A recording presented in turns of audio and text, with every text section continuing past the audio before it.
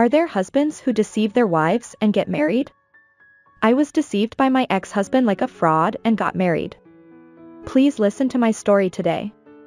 My name is Patricia, and I'm 38 years old. This is a story from when I was still a housewife, half a year after I got married. Until I got married, I worked full-time.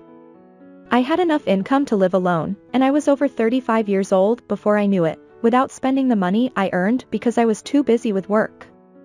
Just when I thought I might be single forever, and that's life, I met a husband of the same age through an introduction from an acquaintance, and we hit it off. After 6 months of dating, we got married. My parents were very happy because they never thought I would get married.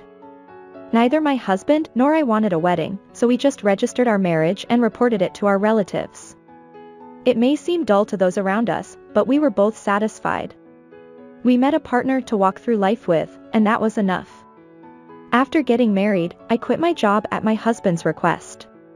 My husband was the type who wanted his wife to focus on housework after getting married. It may have been because my husband was working hard, but he said, my parents were both working, so there was no one to greet me when I came home. So I want you to stay home as much as possible. However, I had one question. But are your parents okay with that? Would my working in-laws understand my decision to become a housewife? I wanted to support my husband as his wife, but I was worried because some people say that housewives are parasites. However, my in-laws were positive about my husband's opinion and warmly welcomed me, saying, "It's great if you can support our son as a housewife." I was relieved by their kind smiles. At that time, I had no idea what they were thinking. After registering our marriage, I quit my job. I had no regrets about my job, which I had been doing for almost 15 years since graduating from college. I decided to live for my husband from now on. After getting married, my husband was told by his father, "Do you have any plans to build a house?" "What's up all of a sudden, Dad?" Well, actually, it turned out that my father-in-law had inherited land from his deceased father. However, he had left it unused for a long time. He suggested that we build our house there. You won't have to pay for the land, and the loan won't be too difficult if it's just for the building. My husband nodded in agreement with his father's words. Come to think of it, it might be true. My husband said, "A house? Well, I'm the head of the family now that I'm married."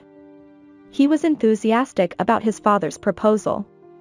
We decided to discuss it again as a couple when we got home. I am a housewife and currently have no income. My husband's salary is not high. It's just enough for the two of us to live on. If we don't have to pay for the land, we might be able to afford the loan. I've saved up a considerable amount of money from working for 15 years. I made a proposal. What if we put down a larger down payment? Wouldn't that be better than taking out a high loan? But my husband looked troubled. But where are we going to get that down payment from? I don't have any savings, and I can't rely on my parents that much. You don't have any savings? You've been working for over 15 years, right? Yes. But how am I supposed to save money on my salary? I sighed at my husband's audacity. Is he bad with money? I thought he was a sensible person before we got married. I realized I had to talk to him properly and pointed out the reality. Listen, let's think about our household finances a little. I'm not working right now. Even if we replace the rent with a housing loan, we'll have to pay taxes if we buy a house. Have you thought that far ahead? Yes, I have. You can manage that part well, can't you? You say that, but there's a limit to what I can do. You're so annoying. Didn't you become a housewife to support me? I was taken aback by my husband's words. It's true that it's important for a wife to manage household finances while tightening the belt. Of course, but building a house without any savings. When I expressed my concerns, my husband said, "If you're going to say that, did you have any savings?" I couldn't help but say, "Of course I did." At that moment, I saw a gleam in my husband's eyes. I realized I had been caught. What?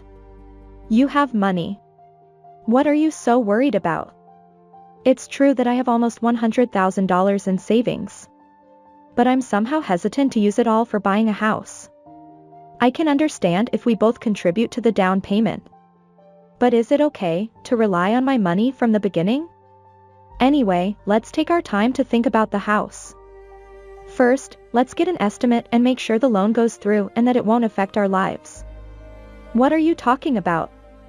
If you have money, we should build it quickly. Don't you trust me? I couldn't help but keep my mouth shut when my husband told me that. I am now feeling distrustful of my husband. Even though we became a couple by trusting each other, am I doubting my husband? I realized that and felt a little embarrassed. I'm sorry. It's okay, if you understand. Anyway, leave the house to me and my father, okay?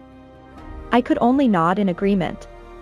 And the construction of the house proceeded without any of my input. The most surprising thing was the location of the house. It was right next to my parents-in-law's house. It was certainly an empty lot next to my parents-in-law's house. However, it turned out that it was land owned by my father-in-law.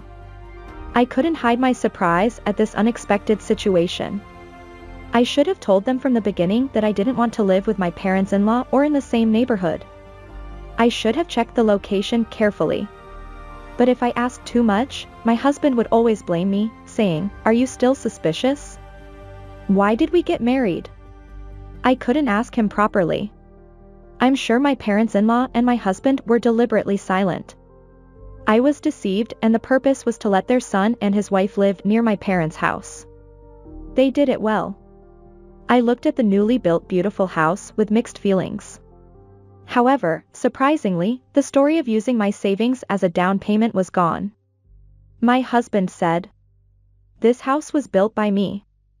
It's natural for me to take out a loan in my name." He reported it to me proudly.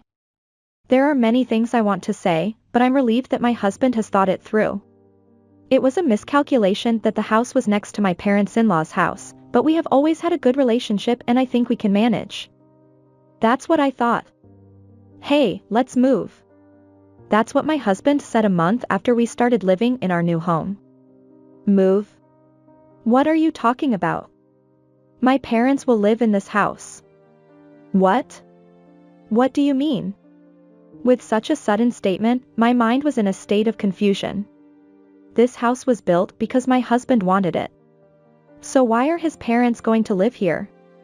No matter how I look at it, this house is too big for just the two of us. Indeed, our house with 3 rooms is too big for 2 people. However, wasn't this layout designed with the idea of having 2 children in the future? Even my husband, when he saw our new house, said he wanted to spend time with a large group of people someday. My husband looked at my puzzled face and said, "What are you doing? My father and mother are coming. Clean up."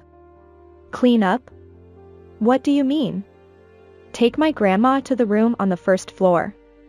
Grandma refers to my husband's grandmother. His grandmother, who is nearly 90 years old, can no longer walk alone due to her poor health. While hiring a caregiver, my in-laws are taking care of her at their home. Wait a minute, does that mean your parents and her are coming to this house? That's right. Why did you decide that on your own? This is my house. Why do I need your permission to make decisions? Because we're married. I felt anger boiling up inside me. This is too much. How self-centered can he be? And besides, isn't it too wide for your parents to live, too? I repeated my husband's words. A house with 3 rooms is too big for his elderly grandmother and parents-in-law. That's true. Then let's live with 5 people. Why is that? I felt dizzy from my husband's incomprehensible words. Didn't you say it was too wide for you? If so, wouldn't you be satisfied with living as 5 people? I felt like I was being fooled by my husband again and I was exhausted. How many times will he fool me? Anyway, as the head of the household, I decided. You just have to say yes. And I'll ask you to take care of my grandma. You're a housewife, so it's only natural. My husband said that as if it were a done deal and went back to his parents' house. And now he appeared again with my in-laws. Patricia, you understand the situation. Please take care of my mother. It's a good thing you're a housewife. As my mother said, it was the right decision to quit your job. The three of them were getting excited. That's when I realized. I see. When we got married, they cleverly arranged for me to quit my job. I was made aware of their intentions and my anger reached its peak. That's what it was from the beginning, wasn't that? You quit your job, so you can take care of her, right? Your job from now on is to take care of her. Do it properly. I refuse. When I refused firmly, the three of them fell silent for a moment. You refuse? Who do you think you are? That's my line. You deceived me and now you're being too much. I glared at my husband. However, my husband smiled slyly and handed me something like a trump card. If you don't like it, let's get a divorce. He threw a completed divorce form at me. So, this is his answer. He thinks that since he succeeded in making me quit my job, I can't leave this house. Is it really going to be that easy? I picked up the divorce form lying on the floor and said, okay. Let's get a divorce. I filled it out immediately. All three of them were surprised that I agreed to the divorce. They looked dumbfounded. What? Patricia. See, I filled it out. This is the divorce agreement. I'll submit it to the city hall tomorrow. What? Wait a minute. Why are you so quick? I went upstairs with the divorce form in hand. Since I became a housewife, I had little money to spend freely, and my personal belongings had decreased significantly. Sometimes I sold my own belongings to make ends meet. I was afraid to touch my savings.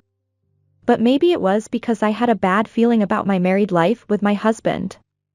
In fact, my husband and my in-laws were trying to make me a slave to care for her. I hated myself for meeting such a nasty bunch of people. I packed my things and left the house immediately. The next day, I submitted the divorce form. I was officially divorced from him. After submitting it, I went to my former house to organize my belongings. He must have taken the day off from work because he was at home for some reason. Oh. Patricia. He seemed to want to say something, but I ignored him and continued cleaning up. It took less than 2 hours to finish organizing everything. If you have trouble living, contact me anytime. As I was about to return the key to the house and leave, he said that. What is he saying now? I have more leeway than you do. More importantly, please pay the loan and taxes properly from your salary. Well, it'll work out somehow. I no longer felt anything about optimistic his words. He must have thought that everything would work out so far. There was no planning, but the trap to ensnare me was carefully laid. I wanted to get away from this person as soon as possible. With that in mind, I left the house. And about 3 months later, when my new life had settled down, I received a phone call. Please help me. It was the voice of my ex-husband. Oops. I should have changed my phone number when we got divorced. Oh well. I suppressed my emotions and replied. Yes. Who is this? It's me. Listen to me. I'm really in trouble. I was a little interested in his panicked state, even though I didn't feel any sympathy. What on earth could have happened? We decided to meet up because it was difficult to talk on the phone, and I headed to the designated coffee shop. For some reason, my ex-parents-in-law were there too. So, what do you want to do? Please. Please lend me some money. My ex-husband begged for money. This wasn't supposed to happen. I was supposed to be able to pay off my loan, but it's not working out. He began to explain the situation. The monthly loan payment accounted for 40% of his salary. Even if he lived alone, he could still pay it off, but that wasn't the only problem. The company's management had deteriorated, and his salary had been greatly reduced. His parents had no savings, and they were on the verge of financial ruin. He came crying to me. He was really an unplanned person. His father spoke up for him instead of him being depressed. You have savings, don't you? If you hadn't divorced, you could have paid it off easily. Could you please pay for my son? Then it hit me. My ex-husband thought he could live off my savings even if the house loan was tight. Not only him, but also my ex-parents-in-law. How much can they make fun of me? I was convinced that I no longer needed to be considerate of them. I refuse. Who would trust people who deceived me and tried to live with me and even forced me to care for?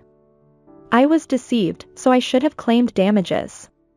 But I didn't want to be with you for a moment. Besides, weren't you preparing the divorce papers over there? When I said that, they froze with a surprised look on their faces. Did they really think they could get money if they asked? I won't have anything to do with you. And I asked one question. Is your grandmother at home today? If my ex-parents-in-law are here, my ex-grandmother-in-law might be alone at home. Oh, well. Yes, but... Alone in this hot temperature?